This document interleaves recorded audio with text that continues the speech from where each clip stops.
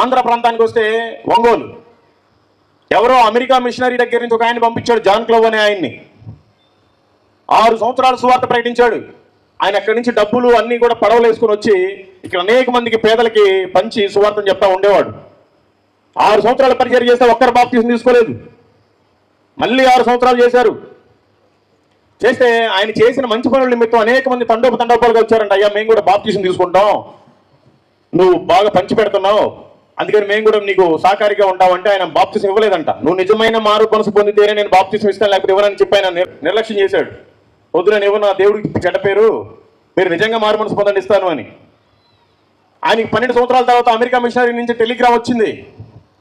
John clove, నువ్వు వెళ్ళి 12 సంవత్సరాలు అయింది, ఆ భారతదేశంలో అంతా మూర్ఖులు, తెలుగు వాళ్ళు ఇంకా మూర్ఖులు, నువ్వు అక్కడ సేవ చేయలేవు, నువ్వెవరికి బాప్తిసం ఇవ్వలేవు, వచ్చే వెనక్కి